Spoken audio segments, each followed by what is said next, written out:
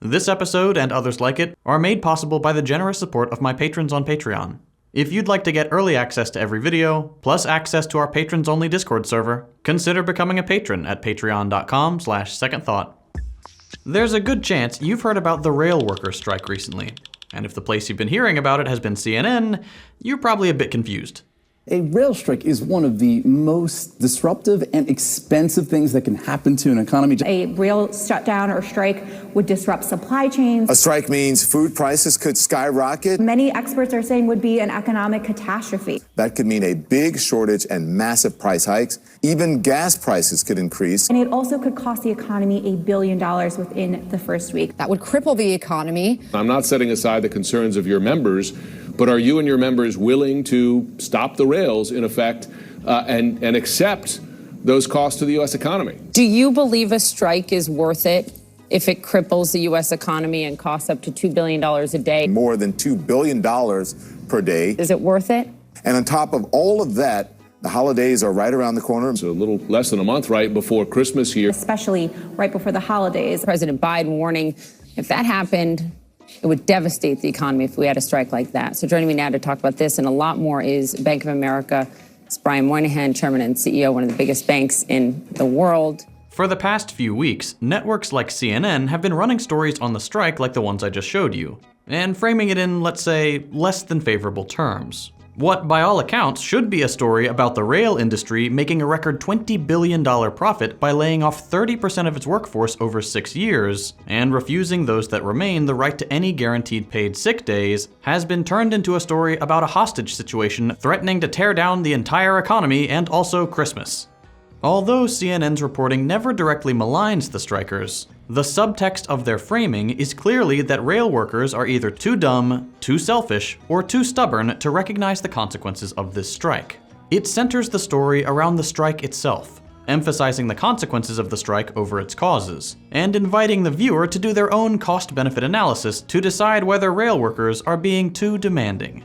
And if you haven't watched TV recently, coverage like this might seem a bit strange coming from CNN, a network that's usually considered relatively quote-unquote left-leaning by most Americans. Left-leaning, almost everywhere in the world, means siding with workers against capital, not making them out to be economy-destroying villains. But like a lot of the American media landscape, CNN has shifted further to the right, and they're openly admitting it.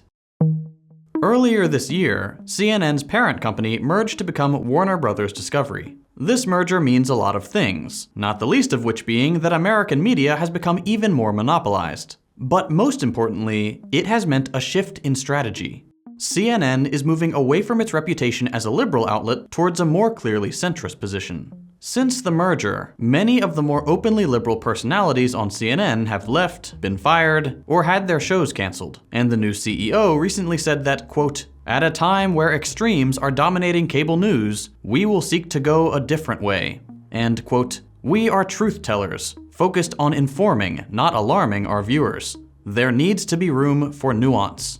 This kind of rhetoric is pretty well known at this point. It's a thinly veiled implication that the far right and far left are equally bad and dishonest, and that the center is not. And combined with the staff changes, it's clear that CNN is trying to signal to its audience that it has given up on its liberal watchdog reputation now that the Trump years are over. And it's working. In a recent poll for Variety, around 40% of viewers detected either a right-wing or a centrist shift in CNN's reporting. So what's going on here? For starters, we need to make a few things clear about the way the media operates in this country. Media institutions, including CNN for example, don't usually outright lie. That's not to say there have never been any cases of news media spreading lies, and there are obvious counterexamples of media all too happy to fabricate news stories like InfoWars or Breitbart. But generally speaking, when it comes to accurate reporting, most established media institutions in this country are reliable-ish. They deliver some facts, and when they make mistakes, they're typically quickly corrected. There is no conspiracy of misinformation coming from large media institutions like what the label fake news implies, nor is there a secret cabal of globalists lying to the public like the far-right claims. But that's not to say they're blameless. What they do have is limitations. News media has limitations that carry incredibly important consequences. Some of these limitations are obvious physical constraints you'd see in any industry. like geographical location and logistics, time, or staff size, while some others are ideological and come from things like the editorial guidelines and the media's ownership. And still others are conditioned by a more structural factor, the framework of liberalized, market-driven news. These limitations do not lead news institutions to lie, at least usually not deliberately, but what they do instead is act like filters on the news that gets disseminated. No news outlet could possibly report on everything going on, and it could certainly never do so quickly with the level of precision and accuracy that you'd get with a months-long investigation, for example. So what makes it through, what gets emphasized, and what actually becomes the news depends on the effect of these limitations, a lot of which ultimately direct most successful media institutions down a very similar path, the path of reinforcing capitalist hegemony. In other words, most news networks have an easier time siding with capitalists than they do with workers and the anti-capitalist left. And if you look at the media landscape today, that's pretty clear. There's simply no news network on TV that has both the reach of a CNN or a Fox-type news channel and promotes an explicitly anti-capitalist or even a simply pro-labor agenda.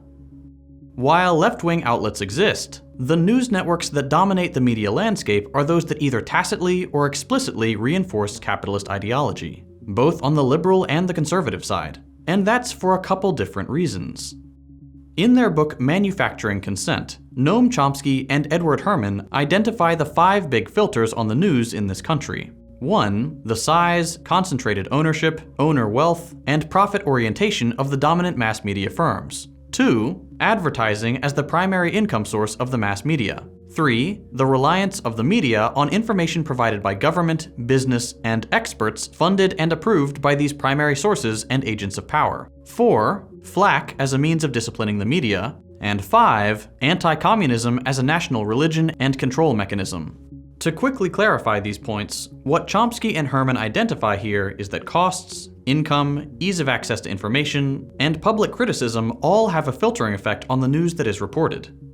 If a news network is too heavily criticized by the public, by its advertisers, by its owners, or has trouble collecting funds and/or information from its sources, it might fail as a business, regardless of whether it's doing a good job of delivering information accurately and fairly. All those different things can be affected by either good or bad reporting. That's not what decides the survival of the business. What must be prioritized in a capitalist economy is profitability in the case of private news networks, or simply survival in the case of non-profit news networks.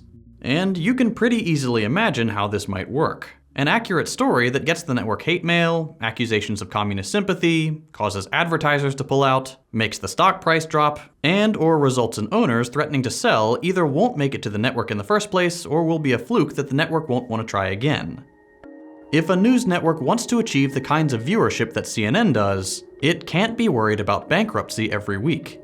Profits need to come first. And therefore, the best, most durable strategy demands that news media either offer only a lukewarm challenge to the established capitalist order, or champion it outright, by calling any progressive social movement communism and demonizing it to the ends of the earth. And it's not just a theory. What we're seeing in real time is how some of these filters are actively affecting CNN's coverage and pulling it from an already mainstreamed, capitalist-aligned position to an even more complacent stance at the behest of a more reactionary capitalist class. The first place to look to understand this is the recent merger of CNN's parent company.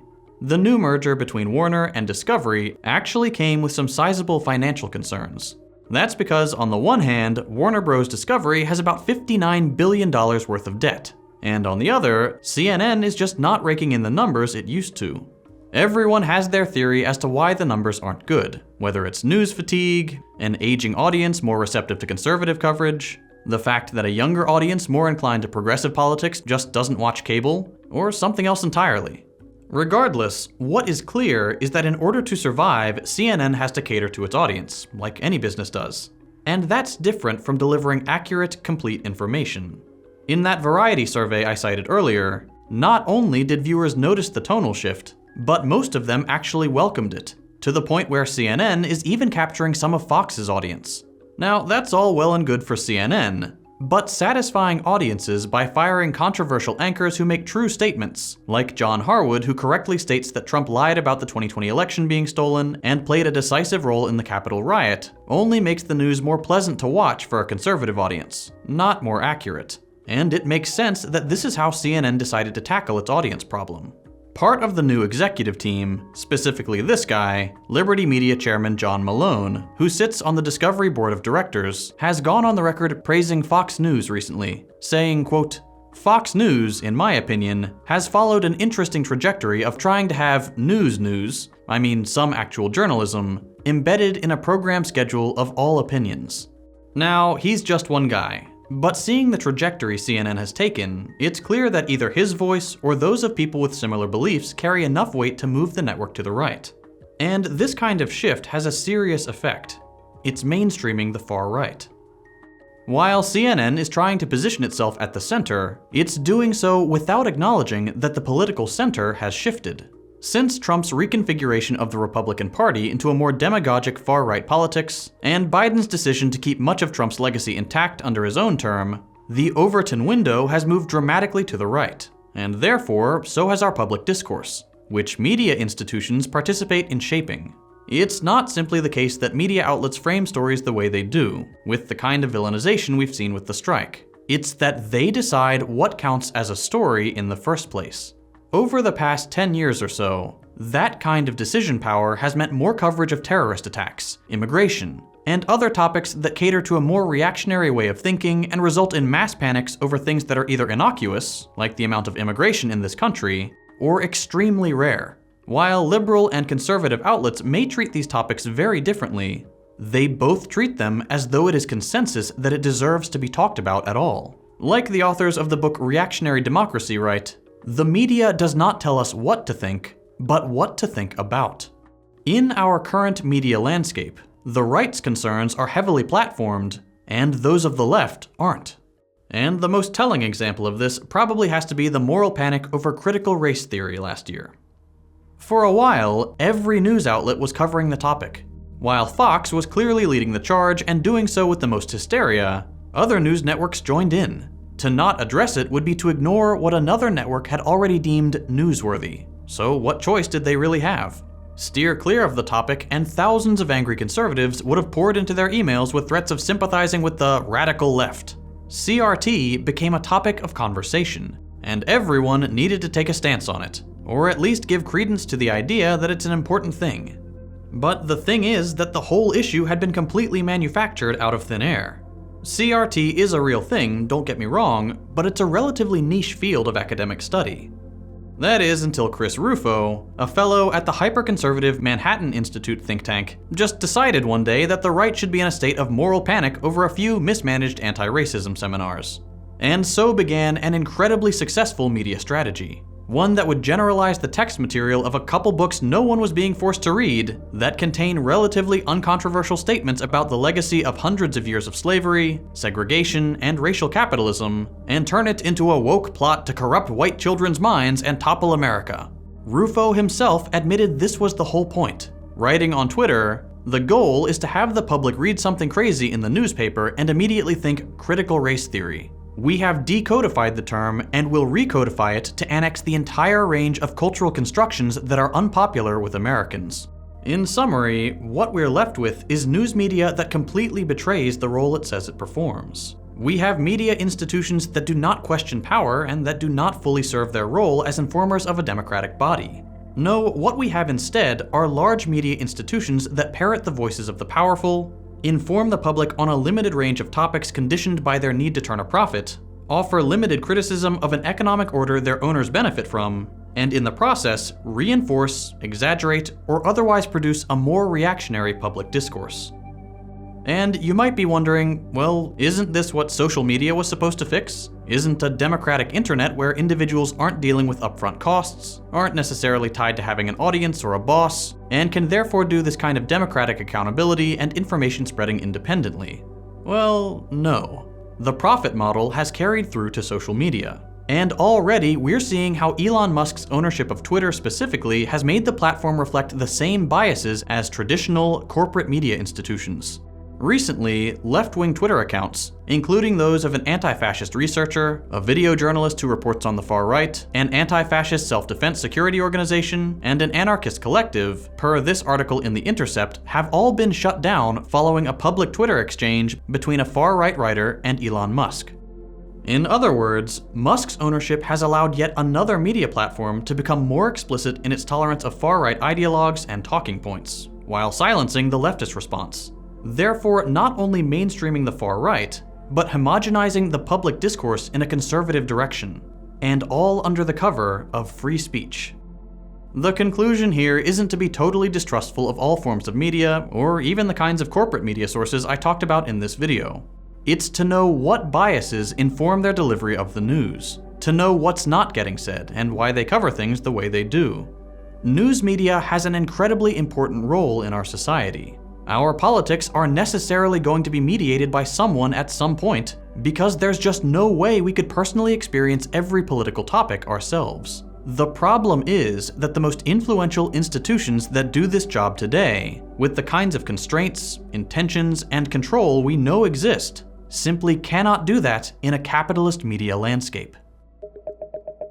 I mentioned at the beginning of this video that this kind of content is made possible by my patrons on Patreon.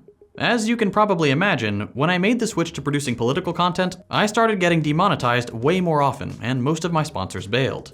It's understandable, but because of this, I'm having to rely more heavily on viewers like you to maintain my channel. If you like the kind of videos I'm producing, and you're able to chip in even $1 a month, I would greatly appreciate the support. As a little show of that appreciation, every patron, regardless of donation amount, gets early access to every video, plus access to our patrons-only Discord server. It's a really fun place to hang out. We have everything from a recommended reading list, to a book club, to special channels for our neurodivergent and LGBT comrades. We've built a great little community, and we'd love for you to be a part of it. So if you'd like to help support my channel, join the Discord, and get early access to every video, consider becoming a patron at patreon.com/secondthought. If you enjoyed this video, consider dropping a like. If you hated it, a thumbs down. You can check out my other content by following the links on your screen.